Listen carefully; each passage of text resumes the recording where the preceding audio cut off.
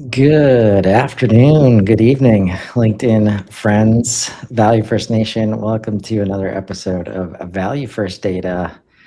Here with Klemen today. Casey's unable to make it, but I'm sure she'll be back with us next week. Got part 4 lined up for the Unified Customer View. Happy Tuesday, Klemen. Happy Tuesday. Before we jump into the business, Slovenia just won first Olympic gold medal an hour ago. Awesome. So, small country, huge success. What event? Ski jumping at the Olympics. Ski jumping. All right. Yeah, finally. So yeah, good evening, everybody. Yes, indeed. I think events like that are probably going to start to kind of raise in value again very soon as AI comes into our space. I don't know how to segue into Unified Customer View. You don't need to. So we're just going to dive in. It was not meant to. Yeah. Unified Customer View, this is part 4. And last week, we did some talked about cross-object context. And any thoughts since last week? Any interesting customer conversations or anything like that? Not directly related, but it's getting crystal clear that you should not skip the basics if you want to make it as it should be, so you make it useful. If you skip steps, at some point you will struggle or even fail. So take the time to go through the basics, which I think is also kind of a lesson learned of our exercise here. If you're aligned, if you know where you're going, then we can talk about implementation the right way. Otherwise, you'll be just doing something that you think will help you, but then it will break. To that point, what I keep saying and keep discussing is, we're often asked to help with deduplication, but this is often, I think, the last question on the table. Before that comes into discussion, what's your data model, how you want to have data structured, what's your business processes, and so forth. And if that is not clear to everyone, you will struggle with Unified Customer View, with adoption of HubSpot, and so forth. So business alignment, I think, is so important. This is all feels like a game at times to try and figure out the magic formula for adoption. And now it's for adoption by humans and adoption by AI, I'd say, in terms of you can throw a bunch of data in the system. It doesn't mean AI is going to know everything to go look at in the context of it all, unless you're building around things like unified customer views. And with that, I was feeling pretty good last week when HubSpot announced the agentic customer platform, which happens to be very much in line with our unified views and creating a space for AI and agents to come in and work alongside humans. What were your thoughts, if you had any, as you saw that from Yamini and Darmesh? That we're aligned was my first thought. I think I have a post going out tomorrow or the after, where I even connected that to a press release from Salesforce CEO from a month ago, where it was the realization that, hey, we'll need humans in the loop now that we just lay off everyone, which was the press months ago. And now the statement from him was, we'll prioritize data, foundational data in the CRM as the goal for this year. And then the context and agentic CRM and all that. I think this is it. This is that. So I see how things are going in that direction that we are always talking about. So to me it was okay. We're thinking in the right direction as the leaders in the space are as well. So things will just build on top of each other. Yes, they certainly can. And that's where I think the foundational elements, and you can see here our first three parts, like before you build, we talked about, okay, what licenses do you have, and what does your current state of HubSpot look like, and what do we have access to? And then who's in charge of this whole situation? Like, who's impacted? Have we identified people? Have we identified the time and attention and effort available to even like buy in, but also execute this effort? And then what needs to be configured to support multiple levels of getting the data in and then leveraging that data in various ways.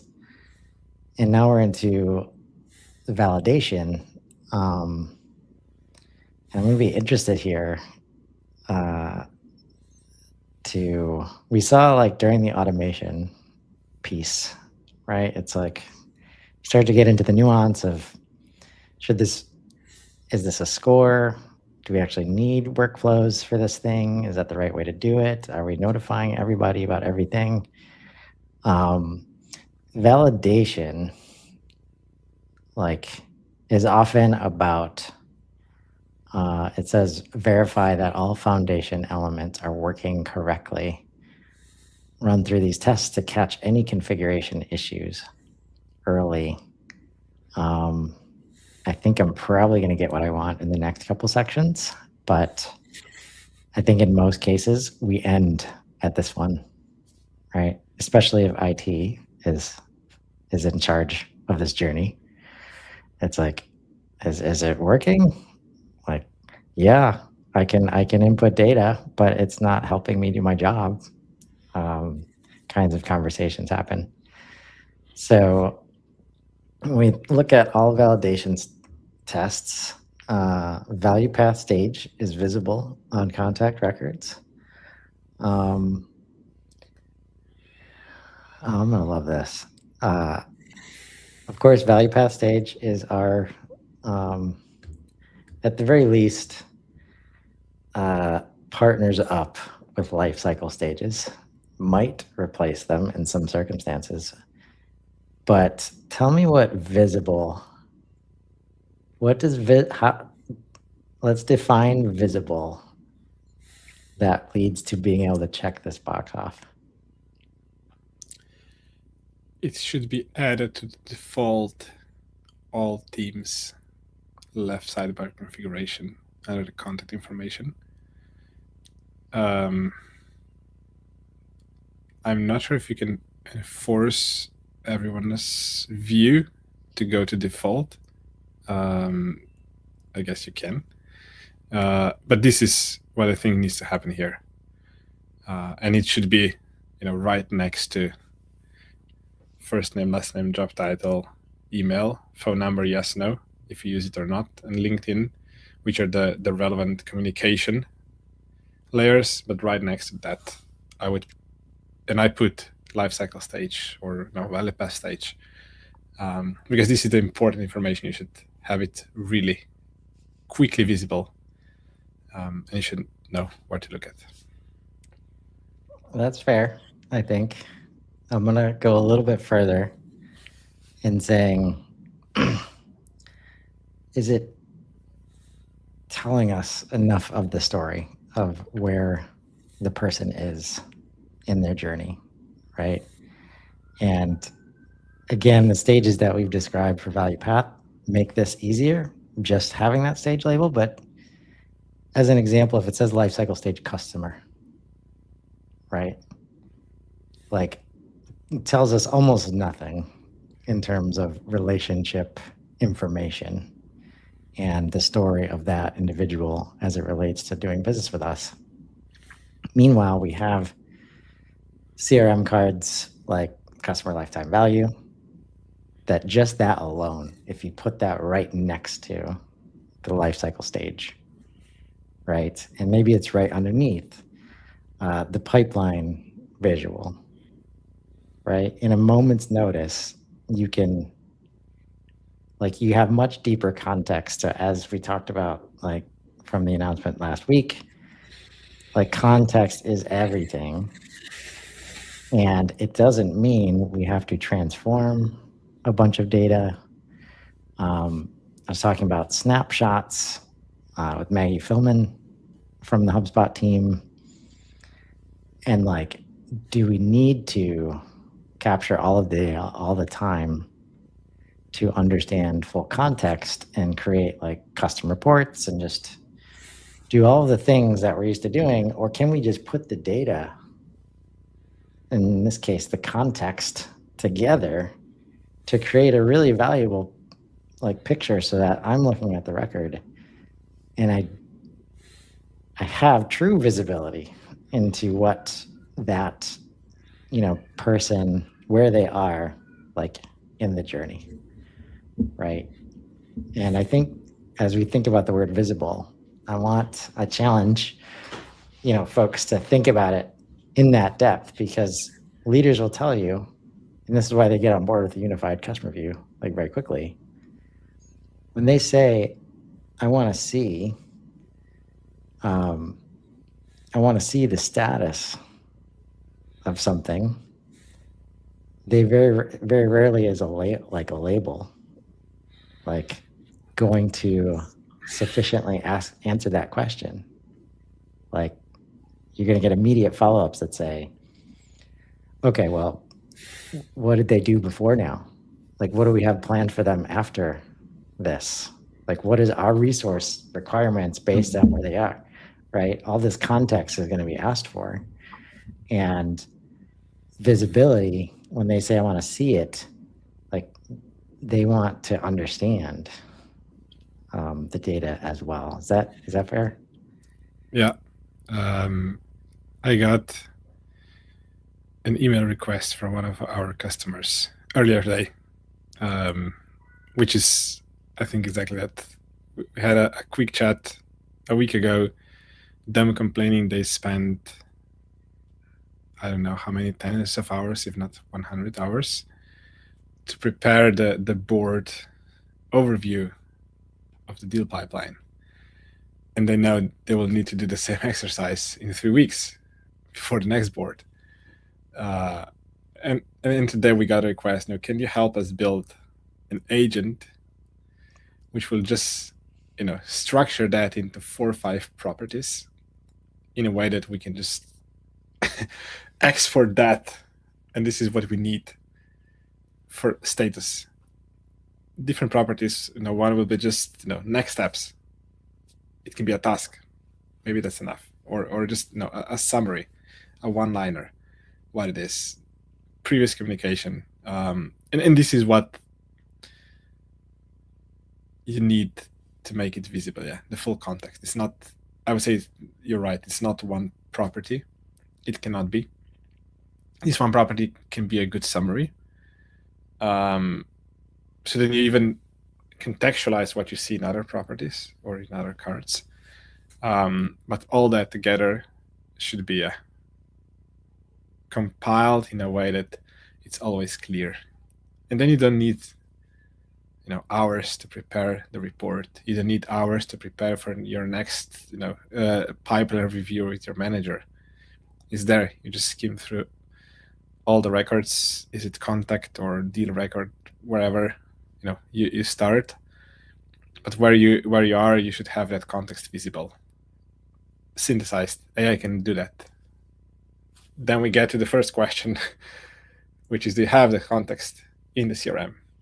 But let's assume you have everything you need.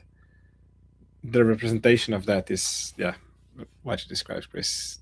Several properties, several cards put together. Then we go back to which properties are relevant for your business, what represents the right information you need to get that context.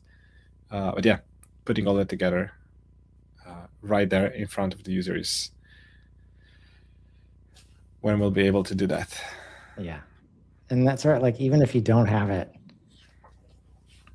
documenting that you want it and what it looks like is how you get there, right? Like, and if you're thinking that this is a fluffy, like, promise to make to a leader, it's very much not. Like, I'm having success weekly right now, getting leaders to accept that documenting a unified customer view should be the first quick win of any engagement, because I guarantee you it does not exist already. And it turns a very much like a conversation with no footing, and you're looking for, okay, we all want time to value, we all want quick wins, like we all want to trust each other like as quickly as possible, that you're gonna do what you said you would do in the scope of work, but we don't want to wait 3 months to see it. We understand you got to do discovery, but we need something, this give and take at the beginning of relationships. And unified customer view, like, you might be only 10% of the way done with the data that you have in the system, with the context that you have, but the 90% is super clear, right? Yeah. The gap is super clear that people, and this is where, like, you start to leverage internal resources to fill those gaps immediately, because they all have the context in their heads. And when you can give AI guardrails like that, man, it can do some powerful work very quickly, right?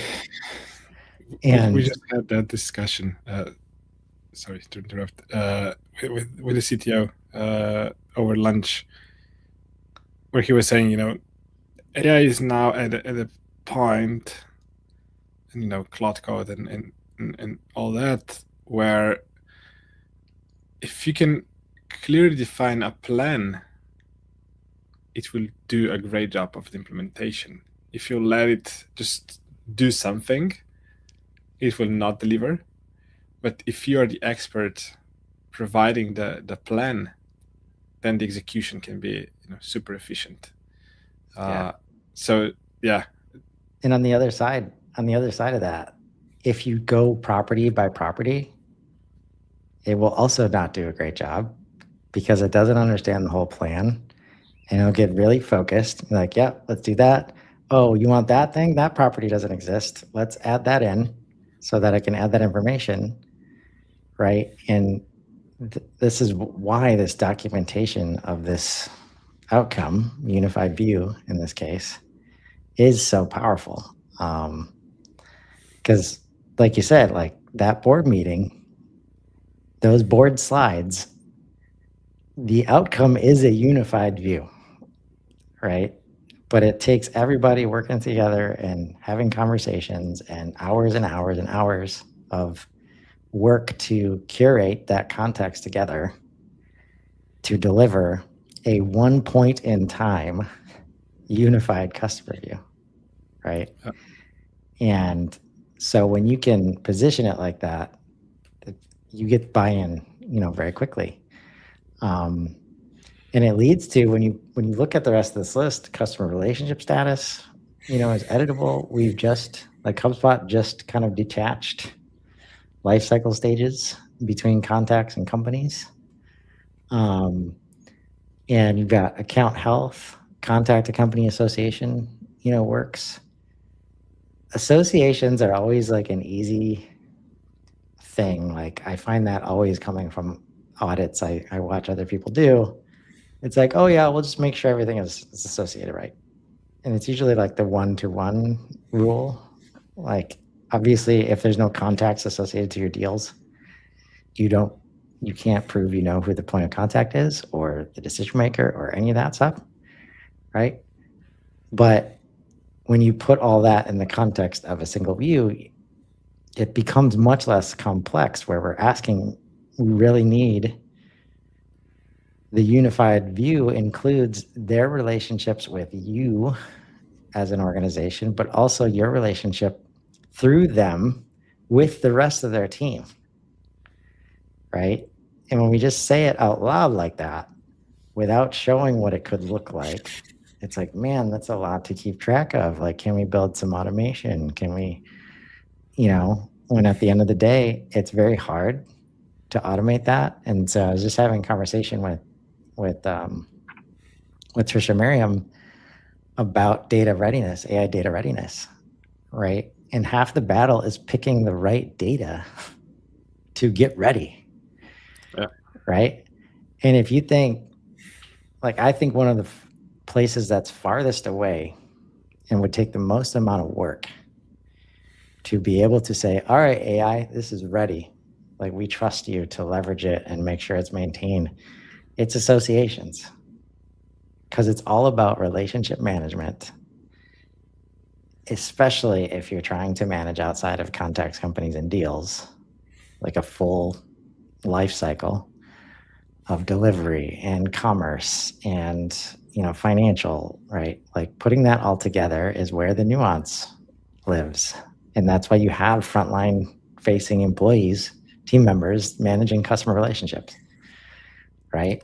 In the meantime, all the other demographic data, like, that's the part that can be made ready, like, in collaboration with AI, but then get to that, like, it's achievable to get to the 100% mark, and then say, all right, this is going to be maintained, very clear black and white rules. It's objective data, right? And now, even though it's in this customer view, the human doesn't have to worry about that section, and they can focus on the association labels as an example, so that every time it's looking there first and not looking for spellings of names or emails that are formatted correctly or phone numbers, right? So all of this, when you start to bring this together, it's hard to explain, but just all of these moments of gaps in understanding and gray areas for misunderstanding to appear, like, starts to go away, because we're all looking at the same view. And whether it's the data is there or not, we understand how it's supposed to be composed. So as we look at this list, it can be a lot for humans and AI if you just tackle it like one by one. But when you start to bring it together, and that's the fun part of HubSpot, in my opinion, it's all modularized to where you can bring it together and find some success, like, very quickly, in terms of buy-in that you've never seen like before, right?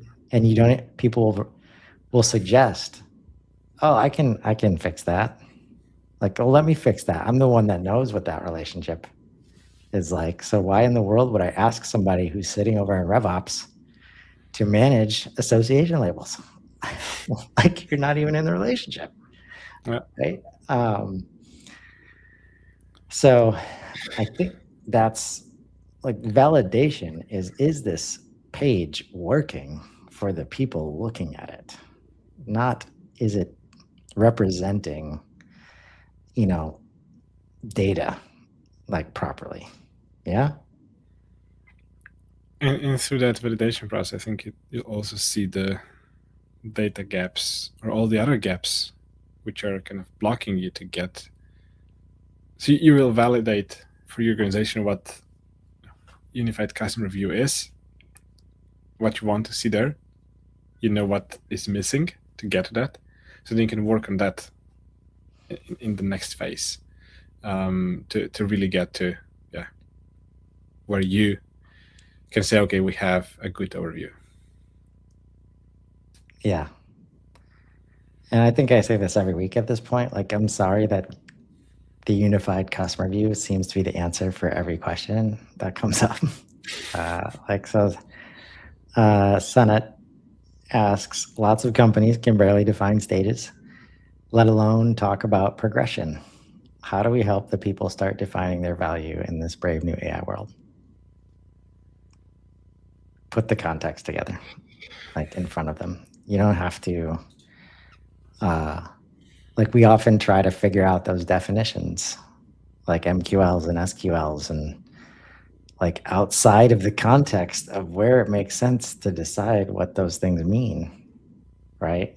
And now, even as you, like, hopefully we can give people confidence to use these stages like audience, researcher, hand raiser. When you can put those inside of Vue and even put it right next to MQL and like hand raisers, you don't have to explain it anymore, right? It's like right there. Like these words I know, that acronym I don't know, right? I don't care that you've told me what it means 10 times. I got certified in our sales, enablement process class like that we had last year.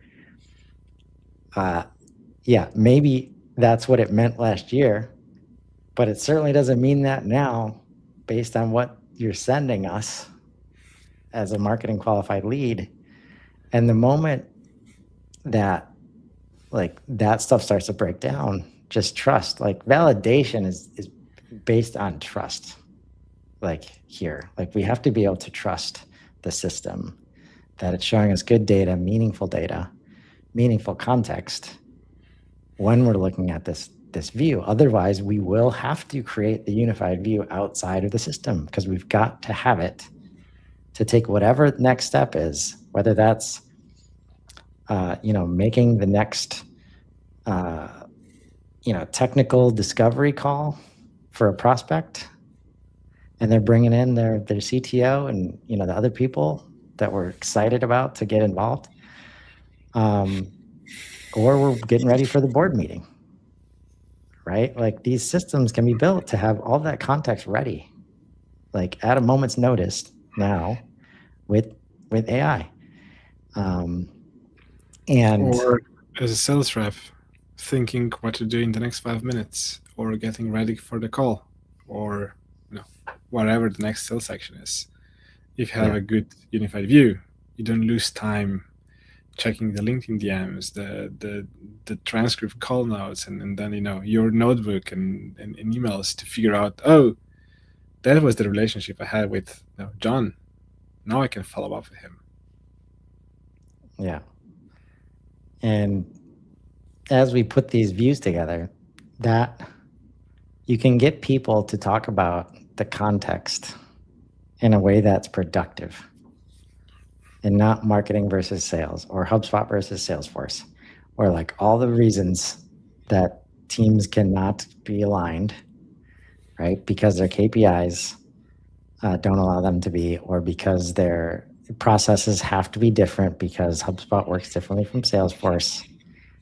It's like a no-win situation, but when we can create this framework of what do you need to see at your step in the process? Okay, well, marketing literally cannot do that for you. So if you want to see that, that means you got to do it. Like, right?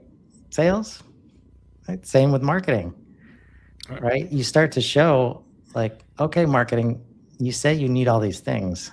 That's like 10 more fields for sales to complete. And they don't even know how to do 5 of them, right? So throwing closed loss reason and drop downs that really, most of the time, it's just like the first one on the list or it's price every time.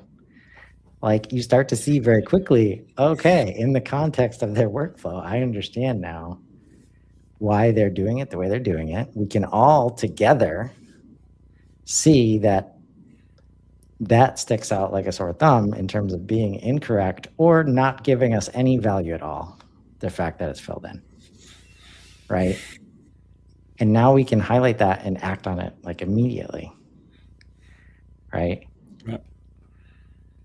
So I would love to move to the next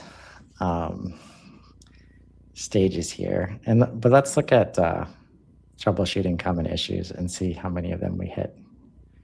If you go back. Go back. Yeah. So on the bottom, there's that section for troubleshooting common issues.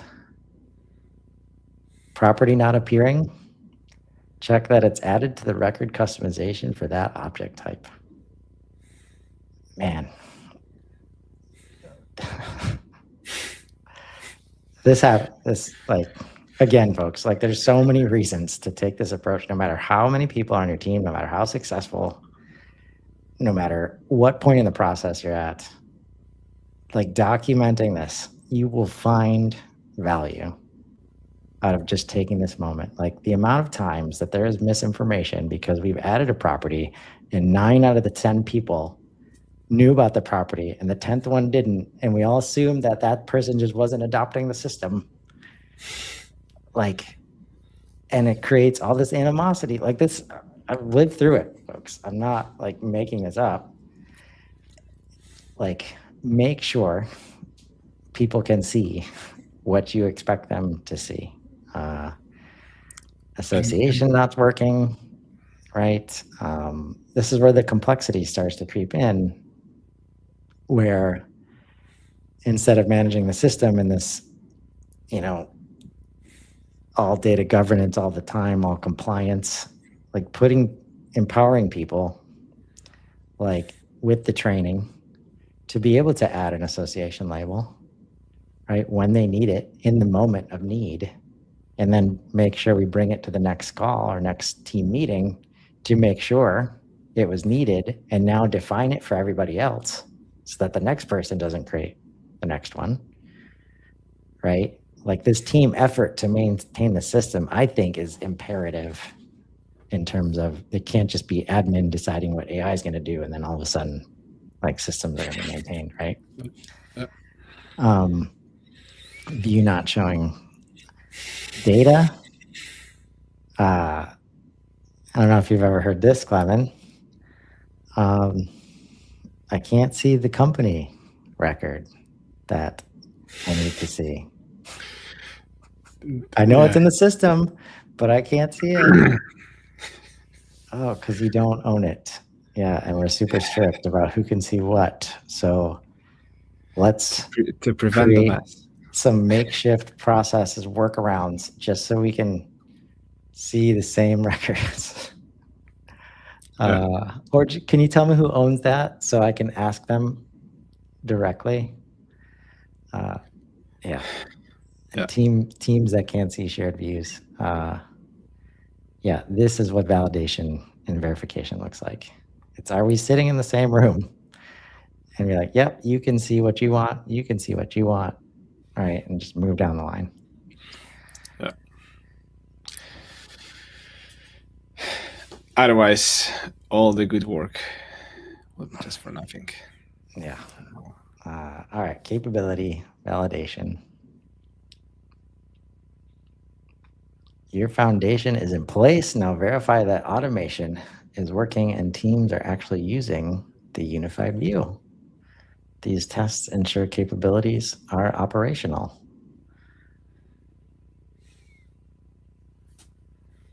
All the workflows, all the scoring. Yeah, deal close triggers value creator stage, right? Formerly known as customer stage. Makes sense. Like what we're finding right now, I'm doing a lot of project work with Ryan Ginsberg, who's really an artist when it comes to UI extensions right now. And what we're finding is that, because you could look at this list and see a lot of work, like a lot of effort into building out automations and record views and compliance across the team, who can see what when, because we don't want to create accidental workflow firing. And like if it did fire, how do we know it fired, right? All these things come up which lead to people not clicking buttons because they're not sure what's going to happen next, or they do click it And the best we got is like, oh, refresh the page. Yeah. Yeah. Give it another minute. It might take a minute this time. Refresh again. No. Okay. Again. Right. Those aren't great experiences. And also create, more data headaches. What we're seeing with UI extensions in HubSpot, and really just this mindset of how easy it can be to get to these views in a maintained system that AI can use, right? Like, if you have the data model correct, and you have the team aligned with the understood outcome that a unified customer view is good, like for the org, and we should like all be aligned in that all of our initiatives should be leading to that. You have the help of AI, and I don't know that it's specific to Cloud Code, but it certainly makes it easier because Cloud Code can access any web interface module work that's ever been done ever, right? And then you have the extensibility of the HubSpot developer platform. We can make just about anything come true as far as a user experience in the middle of a CRM record right now. To the point where I'm not saying yes confidently, but I'm not saying no to anything. And last week, what we had was like somebody asked, because we made some like file management to do, like you got to add documents as you're like managing the project, right? And we created the list of documents, and it was like using the HubSpot file field that you'd click, and then you add the file. And what they asked for was something I'd never seen in HubSpot before, but at least in the CRM context, was a drag and drop, right? Can we just drag a file over there? Which, of course, they're going to ask that because that experience of file management works like that in every other system. And it was like, yeah, like immediately you have that moment where it's like, God, can you just be like, this thing that you're already looking at is really amazing, and then you immediately ask for the next thing. Like, but instead, within 4 hours, it was built. Yeah. Right. And the ease of that, I think, comes from not only AI, but the data model underneath, right? Allows you to make very quick decisions to bring that into the view, right? And the view's already been decided by the client. So you don't need to wonder, like, all right, maybe we're cluttering up the view, because we also want to avoid like, okay, like if drag and drop means it's another button or it's another experience and it's going to get in the way of other stuff, like maybe it's not as important, right? Now, all that stuff goes away, and you can just focus on really innovating to create these views without a ton of overhead, right? Because what we're finding with the UI extensions on that foundation of unified customer view and data model, it is wiping out so much automation work that usually is required to support like stage movement and keeping things synced. And like, that's the data, like, so that I can look at the record, and no matter which stage they're in, no matter which level of the organization, no matter which team is looking at it, they can have it their way in terms of a view. Really powerful stuff that we're going to be, I've already got a page up on the Valley First Team website that I just need to start sharing more in terms of these experiences. But it's all underlying, like this list can be very overwhelming. Like if you're not sure which tools to use, which order to do it in. And just like anything else, there's a right way and a not so right way to execute. And one of my favorite ones is like when you can build the habit of creating this view that people come back to watch all of the notifications melt away as well, right? Yeah.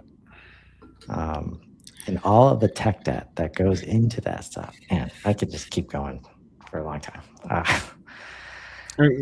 Then the unified customer view becomes what you want it to be, the place where people start doing any actions.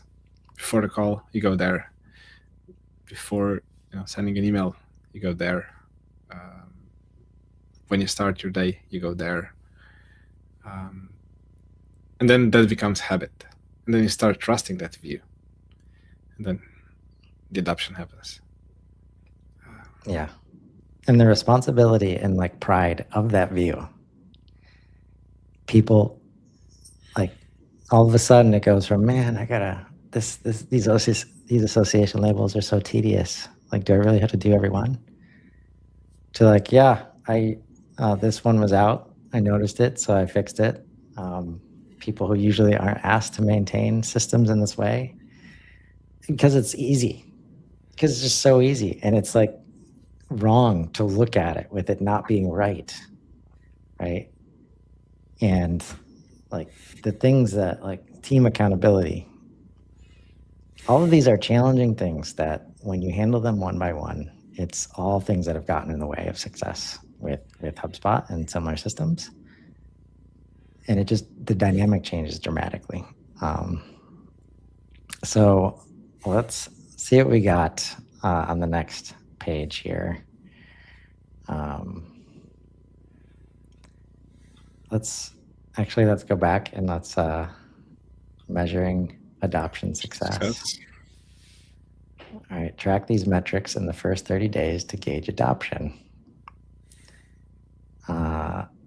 Probably hard to do some of this stuff, depending on the systems you have. How often are saved views being accessed? However, saying that, the user experience and the audit, the analytics related to user behavior is getting like very good very quickly in the admin space of HubSpot. And this will be easier. For now, I guess you need to ask. Yeah.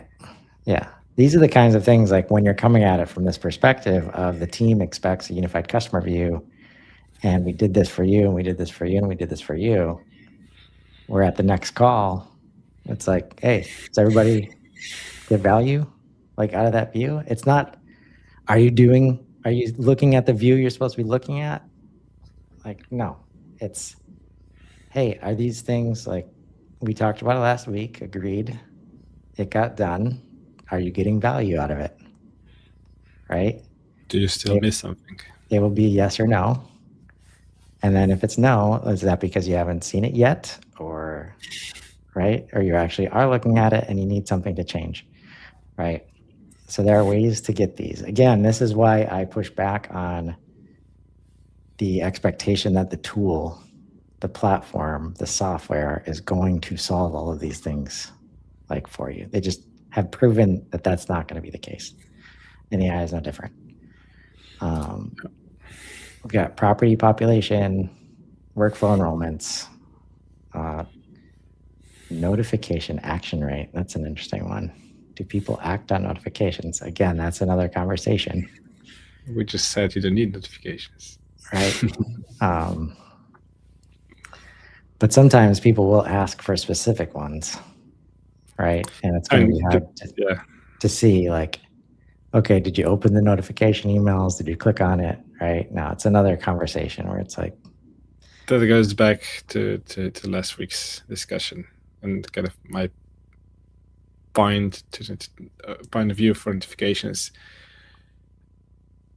If each of them is actionable, you will pay attention. If you have 20 notifications per hour, where only one might be useful, or one every 4 hours, then you just stop paying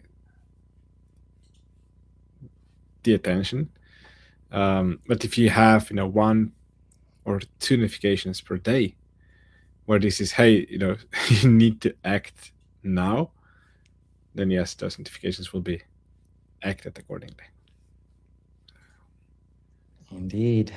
As we wrap, let's click on this multiplication indicators.